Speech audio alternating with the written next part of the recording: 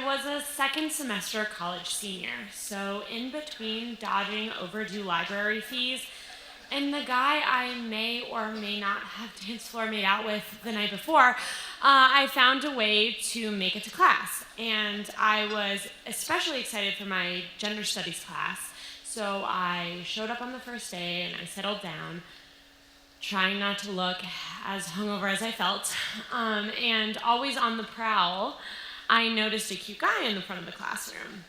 And if you've ever been in a women's studies class before, you know that the only guy in class is either one, an athlete in it for an easy 8 and a date, 2, the mansplainer that loves to play the devil's advocate. Seriously, dudes love that shit. Or 3, the mythical creature known as the straight male feminist. I was hoping for the 3rd. He stood up. Hi everyone, I'm a Women's Studies PhD student and I'll be your TA for this course. My dissertation focuses on fetishes and I love Arrested Development and chicken tikka masala. So, he was my TA. I love a challenge. And when you fast forward 3 months, he was no longer my TA, but my boyfriend. And we were laying in bed one afternoon, a blissful moment, unceremoniously interrupted by, I have to tell you something. My stomach dropped. I tried to run through my mind, trying to think of everything that I knew about him, trying to figure out what his big secret was. There was a catch. There was always a catch. What is it? I want you to guess. Guess? Was this some sort of cruel game to him? He wanted me to guess because it was something really bad, so he didn't want to tell me, so here we were. Are you bisexual? As a queer woman myself, I'm totally cool with bisexuality, but no, he said he was straight. Are you still seeing your ex-girlfriend? No, that's not it. His dissertation focused on fetishes, kinky, right? But not like the women's magazine Cosmo brand kind of fetishes, like use pink furry handcuffs, use his tie as a blindfold, leave the light on tonight. Not like that, but like fetishes like sneezing and vomiting and defecating, etc. I mean, no judgments, I'll try anything once. Do you have some kind of fetish I don't know about? Yes. And I don't remember how many questions we went through before I found out that he liked to cross-dress. He would put on a wig and a dress and go out dressed as a woman. And I was totally cool with it. Like I said, I'll try anything once. And that's all it was at first, cross-dressing on the weekends. But I started to notice that he was seemingly more comfortable and more himself when he was dressed. So I broached a question that had been on my mind. Are you sure you're not transgender? I'm not transgender, he said. I took a lot of internet quizzes and they all came back no. And I don't know, like for some reason at the time, I took that line of thinking as logical because, we all know internet quizzes never fail, right? I mean, I took BuzzFeed's Which Disney DILF is Your Soulmate quiz.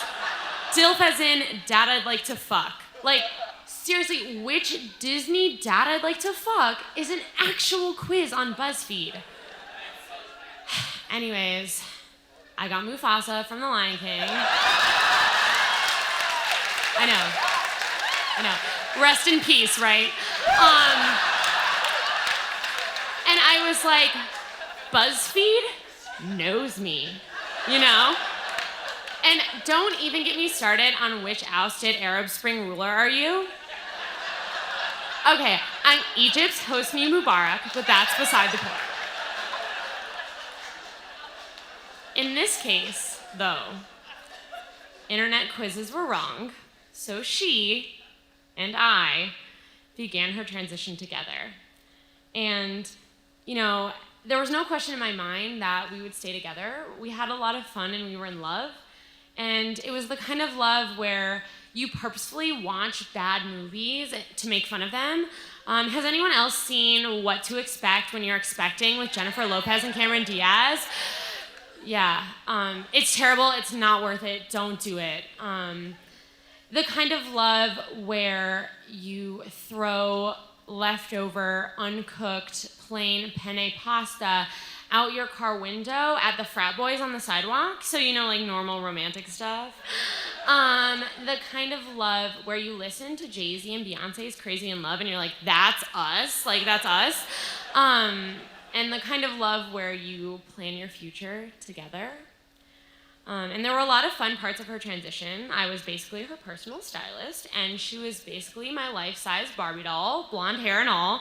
And it's kind of a hit to your self-esteem when you realize that your boyfriend wears the same dress size as you. But doubling your wardrobe isn't a bad perk, right?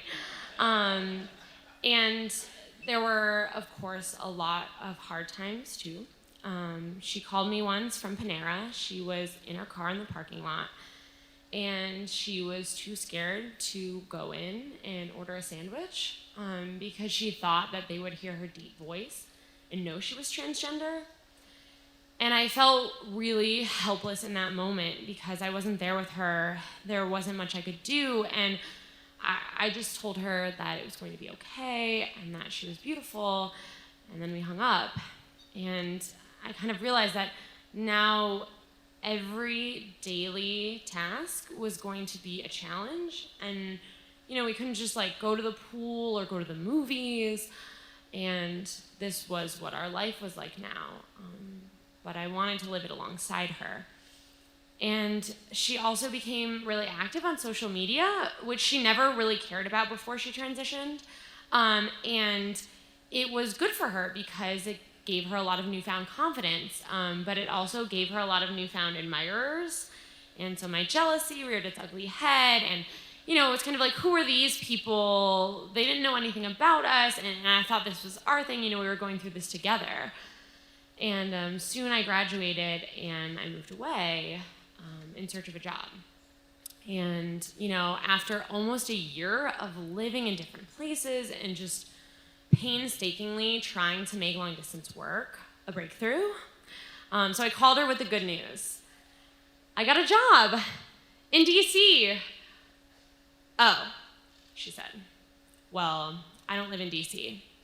Yeah, but you only have to teach for one more semester, and then you can move up here and write your dissertation and fly back every couple months. We'll figure it out. Yeah, well, I lead a discussion group here. I'm sure there are plenty of those in DC. And through all of her excuses, it was pretty clear to me that she wasn't going to move up here and be with me. So we finally ended things. And I wanted to be the bigger person and hold my head up high. But I also was kind of like, fuck that girl. She ripped my heart out and stomped it into a million tiny little pieces. So fuck that. It was really hard. It was really hard for me to feel like I had tried so hard to keep us together and been so supportive, and she was really nonchalant, she didn't even care. And that was a really hard pill to swallow. So I listened to Adele's Rolling in the Deep on repeat for 2 months straight, and it spent some quality time crying in the shower. You've all done that. And it took a while for every single thing that I saw not to remind me of her. But one day it hit me. I was free from the heartbreak. So I swapped Adele's Rolling in the Deep for Taylor Swift's We Are Never, Ever, Ever Getting Back Together.